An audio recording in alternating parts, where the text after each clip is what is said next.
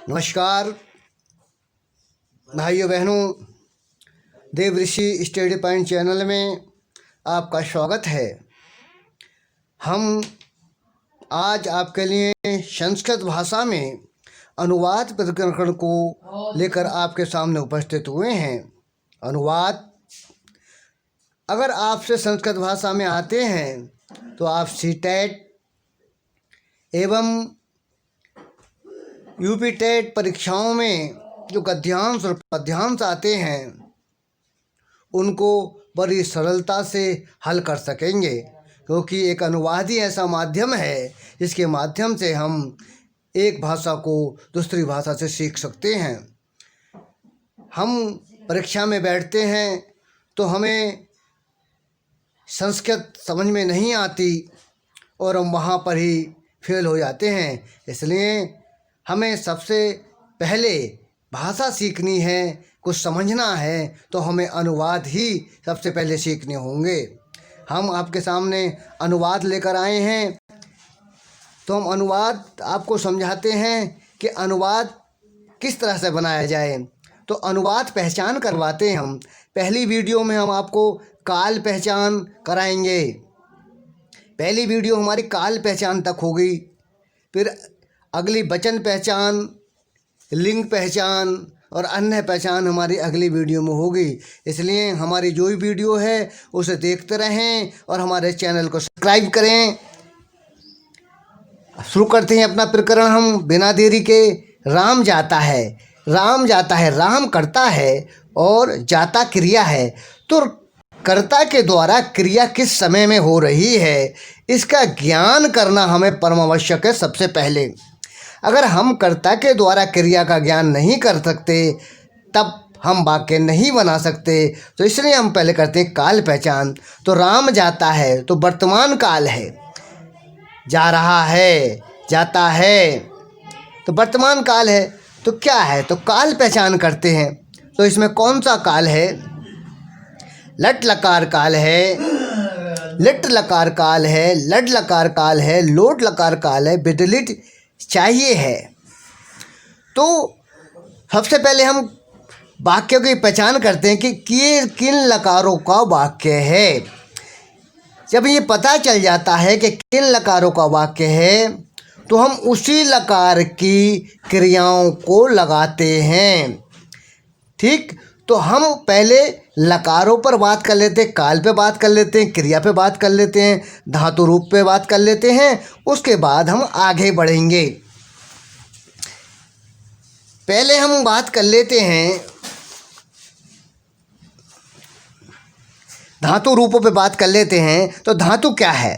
क्रिया के मूल रूप को धातु कहते हैं।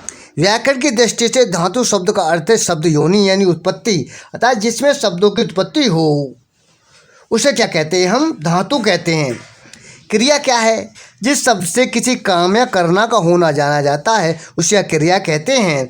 जैसे हमने आपको बताया राम जाता है तो राम गच्छति, तो गच्छति क्या है? क्रिया है। क्या है? क्रिया है। फिर आगे क्रियाओं का काल। यदि काल का और अखंड है तथा व्यवहार और सरलता के लिए उसके भूत, भविष्य आदि के भेद कर लिए जाते हैं। कुछ क्रियाएं ऐसी भी होती हैं जिसका काल का महत्व नहीं रहता, जैसे कि आज्ञा प्रार्थना। क्रिया की काल की आदि विशेषताओं को प्रकट करने के लिए लकारों को प्रयोग होता है। मतलब क्या है? क्रिया की काल आदि विशेषताओं को प्रकट करने के लिए लकारों का प्रयोग होता है। ये बात आप ठीक से जान लीजिए कि क्रिया या काल बात एक ही है। क्रिया किस काल में हो रही है? समय में हो रही है। क्रिया की काल, एक क्रिया किस समय में हो रही है उसकी विशेषताओं को प्रकट करने के लिए हम लकारों का प्रयोग करते हैं। वाक्य किस लकार का है? लकार क्या है? क्रिया के काल आदि से संबंधित विशेषताओं को सूचित करने की प्रक्रिया को लकार कहते हैं। ये बात आप समझ लीजिए। क्रिया की काल आदि से संबंधित विशेषताओं को सूचित करने वाली क्रिया को लकार कहते हैं। अब संस्कृत में जो लकार होती हैं वो 10 लकारें होती हैं। अब ये 10 लकार, 5 लकार तो हम अनुवाद बनाने में प्रयोग करते हैं, बाकी 5 लकारों का प्रयोग अन्य वेदों में आदि में प्रयोग करते हैं। तो पहले हम 10 लकारों का परीक्षा कर लेते हैं। लट लकार क्या होता है? क्रिया का वर्तमान में होना सूचित करने के लिए लट लकार का प्रयोग होता है।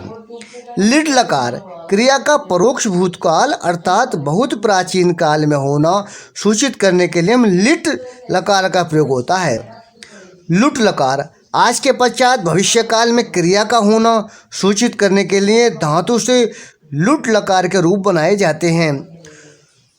लट लकार आज ही अब के पश्चात के काल में क्रिया का होना सूचित करने के लिए लट लकार के रूपों का प्रयोग किया जाता है।